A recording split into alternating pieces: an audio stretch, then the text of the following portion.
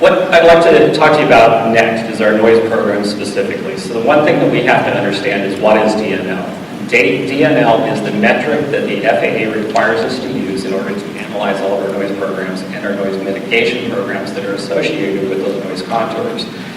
So it's a yearly average of noise, and it has a penalty for nighttime flights. In other words, that metric tells us for every one nighttime flight that goes over, we penalize that. In other words, it's like 10 aircraft that fly over. Noise contours is produced out of what we call the integrated noise model, and all of the information that we have associated with the flights at the airport, in other words, what type of aircraft are flying at the airport, where those aircraft are flying, the north flow, south flow, the weather, everything associated with that is put into the integrated noise model, which produces the DNL contours. The FAA has indicated that 65 is the DNL contour that is impacted. So anything within the 65 DNL contour is considered impacted and potentially eligible for noise mitigation programs. In other words, we could do some additional insulation programs and such if it was inside the 65 DNL. What I'm pointing out here is in 1998, the black line represented our noise contour for that year. In other words, we have a lot of noisy aircraft flying in and out of the airport, and we had many, many more operations at the airport. So that noise contour was huge. When we took a look at the 2007 noise contour, this was from real operations. We had looked at everything that was flying in and out of the airport. We had a relatively smaller contour. So when we forecasted into the future, looking at what the 2010 contour would be, we found out that that contour is fairly a little bit shorter, but we had some increased noise on the west side simply for the third runway, since we knew that was going to be in operation at the time.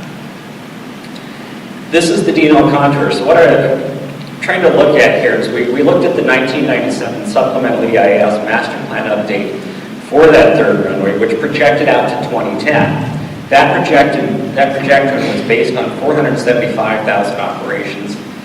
In 2009, our operations are about 317,000 operations, significantly less operations at the airport. Our projections for 2010 now are 321,000 operations, so we're nowhere near what we had anticipated those operations being within the 1997 EIS. Also within the EIS, we had projected that there was going to be a lot of noisier aircraft out there. So for instance, the F-28, Horizon was flying those aircraft.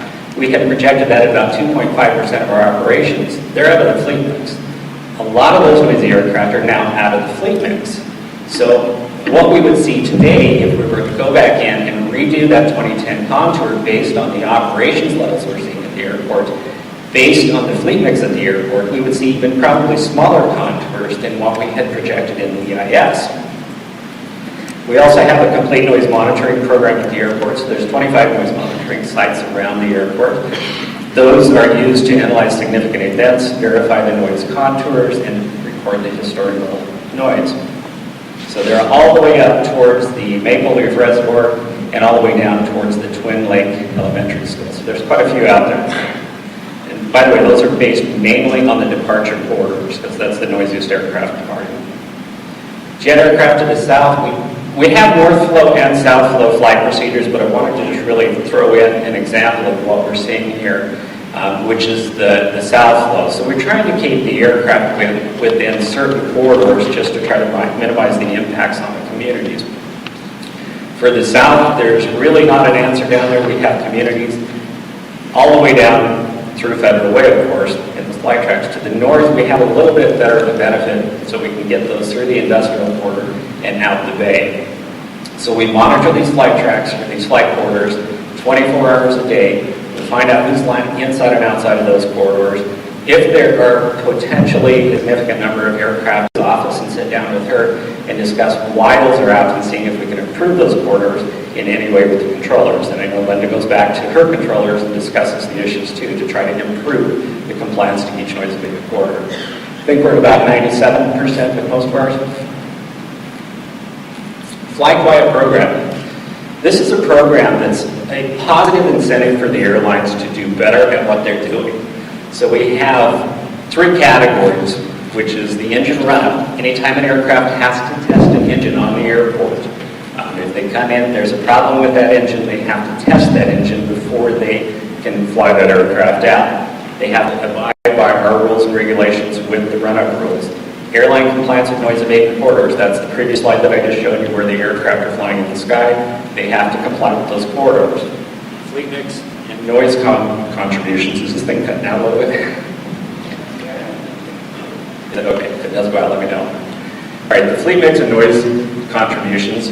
We have several noise monitors that we pull that data out of, and we find out which airline's actually flying quieter around the airport. At the end of the year, we award that airline an award. Quietest passenger airline, Federal Express was the quietest cargo, and Air Canada turned out to be an honorable mention for that. We found out the airlines really do like to compete for this at this point. Another potentially beneficial program that we're having for the airport is we have partnered with the Alaska Airlines, the FAA, and Boeing to try and find ways to do things better in the skies within the corridors. And what we're calling this is the greener skies over Seattle. It's a way that we can fly the corridors better and use less fuel, reduced emissions, and some benefits to noise reduction to communities farther out. This is just an example of what we're looking at with Alaska Airlines and Boeing. Traditionally, farther out from the airport, an airline starts to make a step-down approach. Every time they make that step-down approach and they change the configuration of that aircraft, it not only uses fuel, it actually produces more noise. So if we can change that the way they're doing business in the sky, I'm flying that aircraft, and bring them down, that we call kind of an idle descent into the airport, cut back the power at probably flight idle, which if we're coming in from the south around Olympia, they'll cut that back to flight idle and just kind of glide into the airport. Still have power on, they're not totally out of power. What we're looking at is taking advantage of noise corridors in areas that improve the less people impacted around the region. So we know we can use this noise corridor through the bay. So if we can eliminate all of those aircraft that are coming northbound and bring them in the bay, that would be a benefit. We don't have as many people with overflights. We're a ways off from this. Its technology needs to be implemented. The airlines need to be on board with it, with all of their technology, the FAA's technology, but it's something coming into the future. Okay, back to the third runway real quick. We knew we were opening that third runway. We knew there was noise associated with that third runway. So north of the airport, we have purchased 70 residential properties in the north approach transition zone.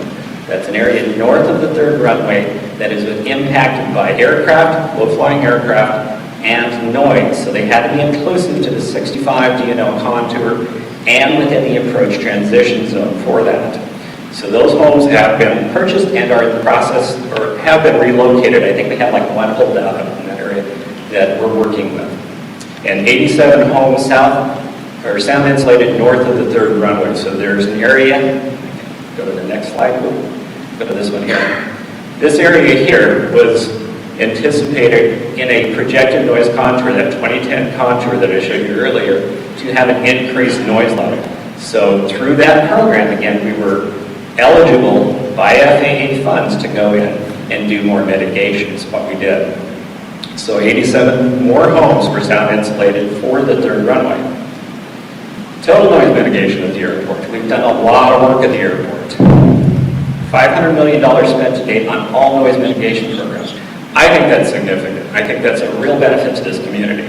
9,300 single-family homes have been insulated out of that. 7 condominium complexes, 5 mobile home parks acquired, the Highline School District and sound mitigation funding, along with the Port of Seattle, the Federal Aviation Administration, were contributing $100 million for that. Those are total reconstruction. I'm sure your community is fully aware and have seen these very nice schools that's being built. Highline Community College, that's south, just right down, I forget what street it's off of down here in Des Moines.